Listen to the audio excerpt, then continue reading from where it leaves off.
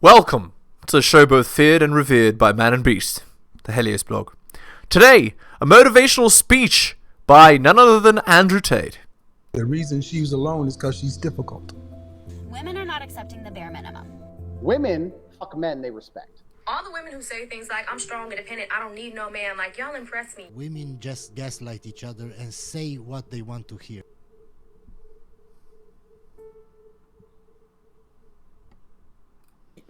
When the prison riot comes, if you sit on your bed, you're not going to end up out of jail. The prison's not going to collapse all around you and you just stand up and walk off. You have to do something. Yup. So anyone who's saying they struggled this year, I believe that you had the opportunities, you didn't act how you should. And when the burden of proof is on you, you must now then sit and say, well, what lesson can I learn? How can I change 2024? And it's very simple. In 2024, you can't afford to miss a chance. You need to be a hero. 2024 is the hero's year. Of you watching this, a percentage of you are going to live the best life you've ever lived in 2024. A percentage of you are going to escape and find financial freedom, and along with it, geographical freedom, and along with it, the freedom to speak your mind because you're no longer controlled by the matrix. But a percentage of you... Indeed. You're going to stay stuck exactly where you are. Not because you have less chances than the people who escape. Quite the opposite. Because you refuse to act on the chances which are given to you. You are sitting here right now watching a stream from billionaires who are going to give you advice. And you can either act on that advice and change your life, or you can refuse to act and then sit and message us again on the next new year. And say, it was a hard year, I'm struggling. Of course. Well, yeah, because you're not taking the steps to get where you want to be. You're struggling because you're refusing to work and you're refusing to act. You know, and it's supposed to be a struggle. It's supposed to be a struggle, and that's why, you know, video game culture and participation trophy culture has all these people believing that it's all going to be fine and you just follow the steps, you're going to have your prize and you're going to win. And video games, as difficult as some of them are to play, are designed to be won. Each level is constructed by somebody saying, okay, we're going to make this challenging, we're going to make it difficult, we're going to make you have to push a certain combination of buttons at a certain time to win this level, but this is what happens when you win. It's designed to be won. Life does not work like that. If you fuck up in life, you die. You die, you go broke, you end up homeless, you end up as a quadruple amputee. You get fucked in life. And there is no participation trophies, and no one has designed life to be easy to win, or even possible to win. You are struggling every single day against the... Yep, against the world, against the tide. And if you aren't struggling, then there's no chance even of you winning. And against everybody else. It's a massive competition. Absolutely. We're going to cut the Twitter feed now. We're going to move over to Rumble exclusively on Rumble at Tate Speech. Do I have to play Mr. Producer again? Should I? No, you shouldn't. You sure? No, you shouldn't. All right, let's just carry on then. Let's not. Sorry, we're skipping this. You know who agrees with us, Tristan? Mike Tyson. Mike Tyson agrees. People say poor guy. That insults me. I despise sympathy, so I screwed up. I made some mistakes. Poor guy, like I'm some victim. There's nothing poor about me. People say poor guy. That insults me. I despise sympathy. I love that. So people message us, I've had a hard year. What do you want us to feel sorry for you? We don't feel sorry for you. You had opportunities. I'm not some victim. There's nothing poor about me. That is a winner's mindset. Yep, You've exactly. had chances this year. You're breathing. You're sitting there, you have food to eat, you're inside of a building, which is heated, most likely. You're alive, and you're breathing. You've had plenty of chances. Yeah, what I'd like to say, I'd actually like to bring another one of our personal friendship group mottos into 2024, and I want to have more people saying it. It's a saying that we use to inspire strength of mind in our own group of friends. There's a reason I live with my brother, and I live with a few other key alpha male characters who I adore and love like brothers, and the reason is because we all keep each other sharp. We all keep each other in check. Iron sharpens iron. And one of the things that I think I invented, which I think is absolutely beautiful, and you should all start doing it to your own friends, is this quote. Andrew, complain that your coffee's too hot. My coffee is a lot like me. It's far too hot. What do you want, therapy? What do you want? Therapy. Now, I had a hard day at work. Oh, no, my girlfriend's arguing with me. Oh, man, I'm really tired. I didn't sleep enough. What do you want? Therapy? And the reason I say this to my friends is actually to make a very profound point. You sitting there and talking to me about how sleepy you are isn't going to fix anything. This isn't a therapist's couch where you're going to lay back and talk about how sleepy you are and you're going to hear some magic words from me that are going to fix your problem. I don't care if you've argued with your girl. I don't care if you've lost your job. Sitting there and bitching about it to your friends is just dragging them down, and you're dragging yourself down by extension. And when you all... Right, exactly. I never even considered that, but the idea is you are the energy you bring to the room, right? So you want to avoid that sort of energy. Become this big circle jerk of sympathy. It's a circle jerk of sympathy. It's a circle jerk of sympathy, and you all sit around. Oh man, that must be hard for you. Oh man, I feel bad. I'm quite tired too. Yeah, I lost my job too. What do you want? Therapy? Do you want therapy or not? Because I'll call a therapist. Otherwise, take action. It means take action. Don't sit there bitching about your problems. So I want every single young man, when you're sitting around your group of friends, next time, and maybe you're 13, 14, just played a nice game of soccer. That's what it's called, not football. And someone sprains their ankle, and they're saying, oh, my ankle really hurts. What do you want, therapy? Take action and do something about it. Because yeah, ice your ankle, idiot. sitting there bitching about your problems isn't a real thing. So I want every single young man, Right, that's what girls do. Exactly. to inspire that in your group of friends. Talking about your problems isn't going to solve anything. Now, however, people do have real problems, and people have to deal with their real problems. And if you are a friend, please do help your friends out. But if it's meaningless sympathy seeking, hit them with what do you want therapy. Use that one in 2024, the winner's new year. Absolutely. So let's talk about how we're all going to be enslaved shortly and why this prison riot of 2024 is so important. So I'm going to show you a few screenshots from the WEF and their intentions for the future. And you tell me if you believe this sounds like more control over your life and more slavery, or less control over your life. So the World Economic Forum's Rebuilding trust. Disaster. annual meeting will be taking place in less than 2 weeks, on the 15th of January to the 19th of January. And these are people who are going to sit around talking about how they can keep you a slave. And they're going to talk about it very openly and honestly. They're going to say things. So we have here where they're going to say, you tell me if this sounds like more or less control over your life. Because remember, if you're not currently rich, if you're not currently important, if you're not living the best life possible, the more control they have over your life, the less likely is you're ever going to achieve that. Achieving security and cooperation in a fractured world. Cooperation, I apologize. How can we effectively deal with security crises, such as the current situation in the Middle East, while at the same time putting the floor under structural forces of fragmentation? How can we identify areas where cooperation is essential to ensure a win-win scenario for us, all stakeholders? When I read this, I see something very simple. How can we effectively deal with security crises? Well, I'll tell you how. By watching everything everybody says, by watching everywhere anybody goes, by making sure nobody says anything or does anything that they don't like, because they want to keep you safe. Security, right? That's what they're going to do. It's like 1984. Exactly 1984. Like, it's not even subtle. It's exactly that. They're going to push this security. Oh, it's for your safety. Guess what else was for your safety? COVID and masks and the vaccine. Did any of that help you? The Patriot Act. Absolutely. It's absolutely a power grab. And you must be exceptionally aware of what they're going to try and do. Creating growth and jobs for a new era. How can government, business, and civil society come together around the new economic framework to avoid a decade of low growth? Yeah, it's going to be, corporatist banks? Corporations ruling the world, effectively? People at the center of a more prosperous trajectory. Prosperous for who? Exactly. Prosperous for you or prosperous for the companies? How can we put a new economic framework together that allow our companies to make endless money? Slavery. That's how. How can you minimize trade-offs and maximize synergies in a situation where traditional measures seemingly fail? Simple. Slavery. If you had slave labor, would your company be successful? Would your company make a bunch of money? Of course it would, because the labor's free.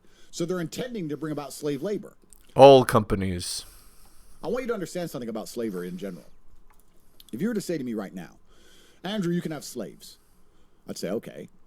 You have to house them. You have to feed them. You have to give them medical care to make sure they stay alive. And then you have to somehow get them to work hard at the best of their ability, even though they're not motivated because they're slaves. That sounds very difficult. It sounds expensive. It sounds like a lot of work. It's much easier to just pay these people a very low wage in which they can barely afford their own house, barely afford their own food. So they're still enslaved for a little bit of money, barely afford their own medical care. But they still have to do everything I say. Wage slavery has replaced traditional slavery. That's right. That's exactly right. The point is, the only way towards freedom is entrepreneurship, really. In this decade, probably in this century, you cannot do it through a traditional job anymore. It's simply impossible in the long term. I mean, because it's easier for the elites to keep you a wagee than it is to make you a slave. If they could somehow make you work hard as a slave without you rioting, they would. But instead, they'd rather just use this wage slavery system. Let's make sure the money inflates. Let's make sure everyone's poor. This is why we always talk about making money to escape the matrix. Make sure everybody's broke, and then we'll just make them wagees, because a wagee is just a slave of another kind, where we haven't got to worry about actually dealing with their health care, actually giving them a house. We can just give them these few pennies of money we print, and they're still stuck. Artificial intelligence as the driving force for the economy and society. How can we use AI to benefit all? I've got a point. To benefit all corporations. Number 2, before we continue, I actually want to say wage slavery is actually an invention, and it's a tale as old as time. It's an invention that was invented the very same day where slavery is abolished in the United States, because slavery obviously is a worldwide problem and it isn't a United States problem, but slavery was abolished in the United States, and the very next day, some very clever, very sinister, and very evil people who wanted to keep people enslaved said, okay, I've got these 40 black people who are my slaves. They are my slaves, they are my property. Now they have nowhere to go, and I still have this big farm to run. Slavery is illegal. So I'll tell you what, Kunta Kinte and family, here's what we're going to do. You can still work here, but we'll pay you. You're not slaves anymore. But because you are free men and because we're paying you, we're going to charge you for food. Oh, you know that place that you sleep in? You're going to pay us rent. Oh, you want transportation costs? You want, I don't know, whatever, medical care, water. And we're going to start charging you for everything. And at the end of the month, you could save some if you can make it. The economy's tough. Times are difficult. And disaster. That's when you learn that most people in the rat race are just that. People kept their exact same slaves on their exact same plantations for a further 1, sometimes 2 generations with this "we'll pay you, you're not slaves" rhetoric. So it's actually a tale as old as time. It was invented the very second that slavery was abolished in the United States. 1 second after the abolition of slavery. Yeah, being a wagee is being a slave, correct. We'll pay you money, but then you owe us all that money. And now you're not our slave, technically. And now we're not responsible for you. We're not responsible for actually taking care of you in any way. Because you got money. Take care of yourself. Wage slavery is still very real, and it's coming, especially with the invent of AI, because AI is only going to be used to keep us all under control. Artificial intelligence as the driving force for the economy and society. How can we use AI to benefit all? Since when have they ever cared about benefiting anybody but themselves? Remember, the people who make the rules... When they say all, they don't mean you or me. What they mean is themselves. All corporations. Make the rules. They do not make the rules for the benefit of the people who don't make the rules. How is the divergent regulatory landscape balancing innovation with societal risks? How will AI interfere with other transformative technologies, including 5 out of 6G, quantum computing, and biotechnology? You probably don't know anything about 5 out of 6G, quantum computing, or biotechnology. And you should understand that this is going to be used to enslave you like absolutely everything else ever is. This is what the most important people in the world are talking about, and they're making it public knowledge that they're discussing these things in 2024. In 2 weeks from now, they're going to be talking about these exact things. And you have to ask yourself, have you prepared for any of it? Do you have any plan of what you're going to do if they decide to use these weapons against you? And I can read endless. Long-term strategy for climate, nature, and energy. How can we develop a long-term systematic approach to achieve the objectives of a carbon-neutral and nature-positive world by 2050? I'll tell you how. Disaster.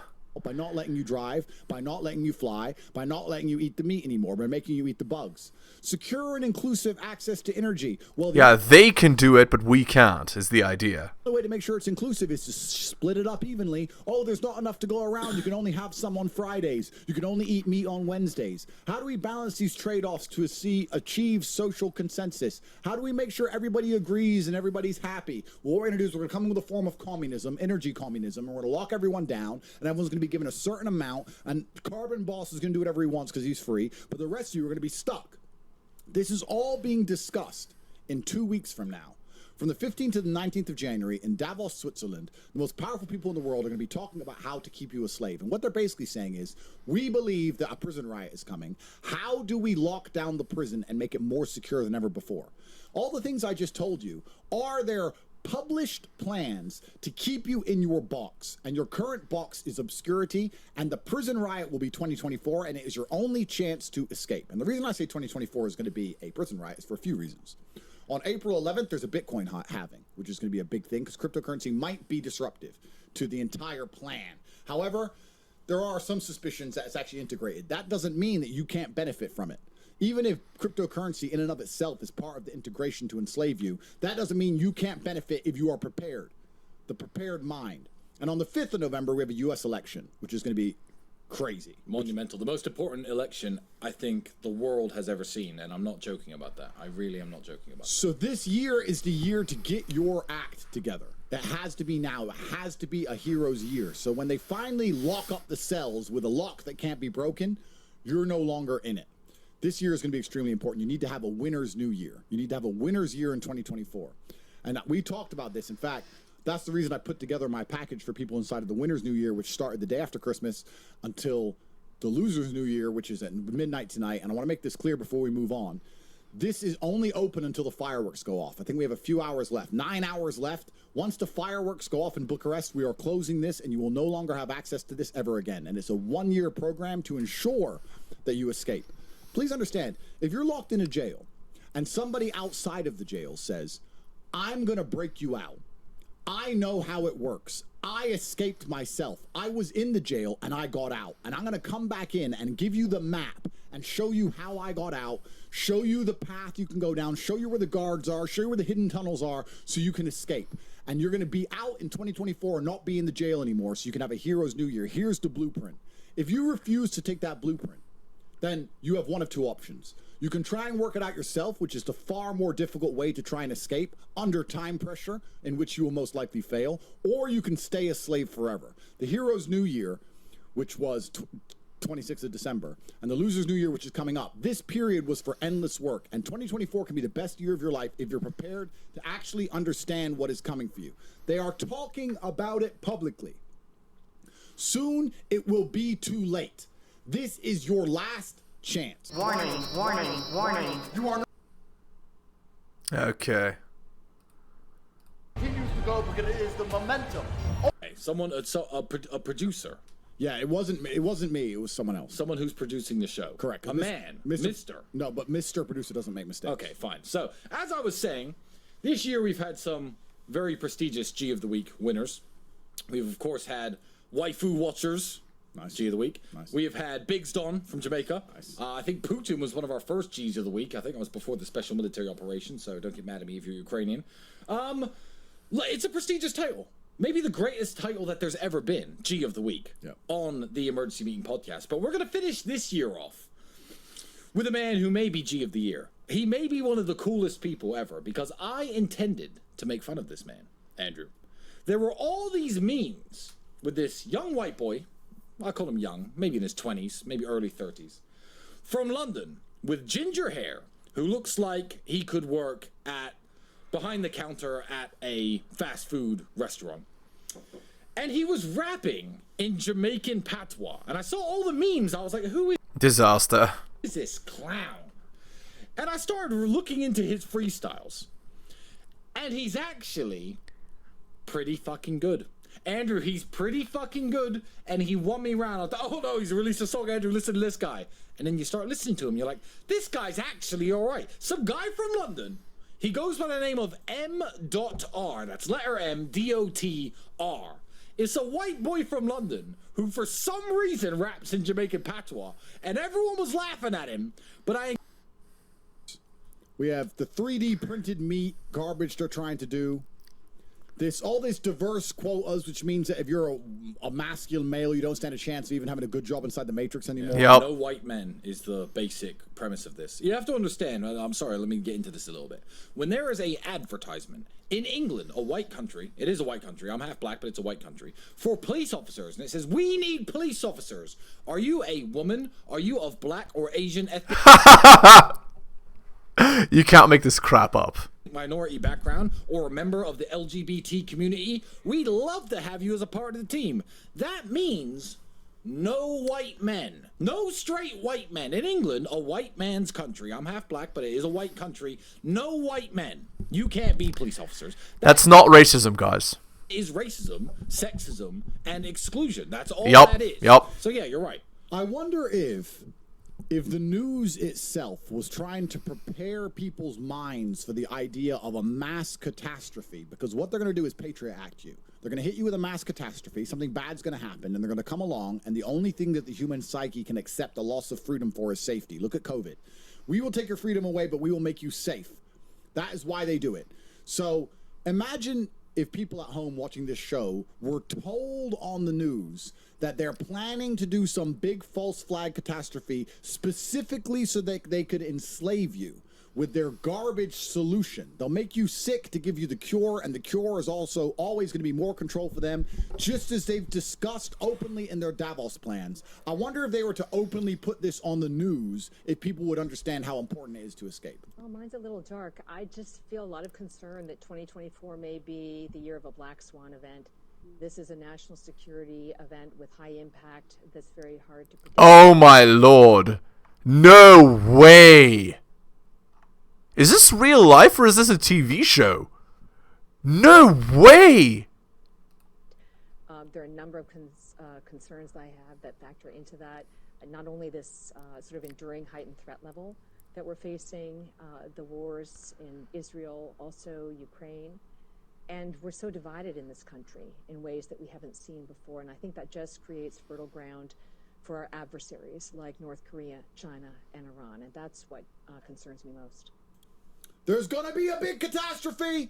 We're too divided in this country. We need to get you all locked up in the same kind of cell. There's going to be a huge catastrophe that's going to come. How do they know this? Oh, we just have this feeling that something's going to happen in 2024, a black swan event. Let me ask you a question.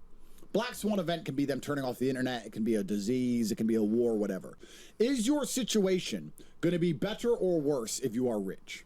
No matter what bad happens, at least having money and having good, important friends all around the world and having network will save you. It can't hurt you. They are literally telling you what they're going to do to you. And the reason they damage people like Tristan and I is because we sit here and make it very clear to you and try and remind you. They try to damage people like Tristan and I is because we make it very clear what they intend to do. And I want to make something else very clear to you. There's a video I saw today. My brother and I are some of the most famous people on the planet. And we could have just simply avoided all this hardship we're going through. All we had to do was stop talking them with their plan. And if you ever wonder how the other famous people get so famous and stay so famous and stay so pushed up by the Matrix, this is a really interesting video I found today with some rather astute observations, which I'm going to let you watch and listen to in full. Please pay attention to this. So Taylor Swift is finally showing you guys who she truly is, and you're still not paying attention, huh? She literally called herself a witch in this tweet. Billboard chart says this is a song for all the lonely witches. Y'all think they're just putting on an artistic act? This woman was on tour going state to state, doing live rituals on stage. And nobody's paying attention to it, huh? You're that brainwashed. Pitchforks and proof, their receipts and reasons. They're burning all the witches, even if you aren't one. And light me.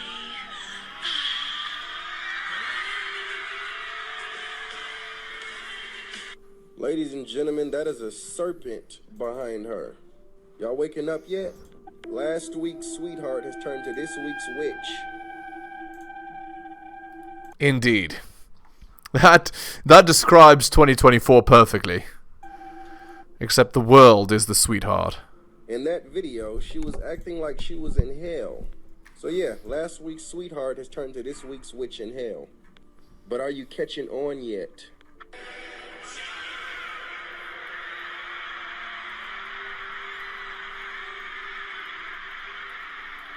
So a witch in front of a serpent. Let's go deeper, ladies and gentlemen. Isn't it interesting that Taylor Swift looks exactly like Zena LaVey? Who is Zena LaVey, you might ask? She's Anton LaVey's daughter. Anton LaVey was the founder of the Satanic Church. Okay, now we're a little bit too conspiracy theory. Building a fan base with children. Then all of a sudden she made a song called All the Good Girls Go to Hell. Now this is your Billy. Now this is your Billy.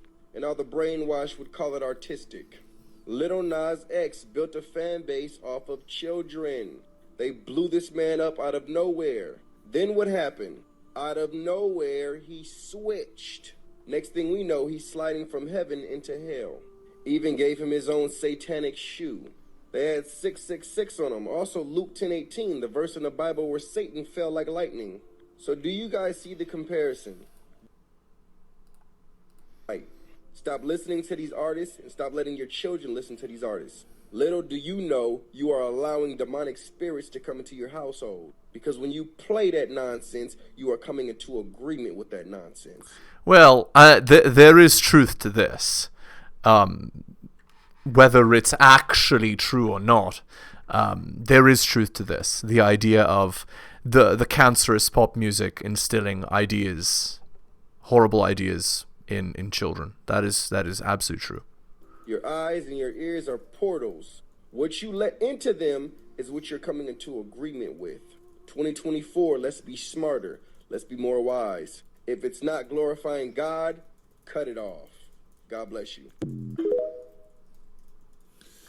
The man's TikTok is there. I strongly recommend you follow him. He sounds like he's an intelligent guy. I haven't seen all of his content, but I recommend you follow him on TikTok. I don't have TikTok. I'm, of course, banned. And the reason I'm... Indeed. All right, let's end the video there. Hit the like, hit the sub, hit all for notifications, drop me a donation like Hunter M, Adrian R. Tom and Bobby Dylan, Renaissance Press, and Brian. Shout out to you, most recent Patreon subscriber. If you want coaching, message me at theheliosblog@gmail.com. You can buy my books at bit.ly/heliosbooks. And my Patreon can be found at patreon.com/theheliosblog. Thank you so much for listening, guys, especially if you listen to the end. Take care of yourselves, and I'll see you next time.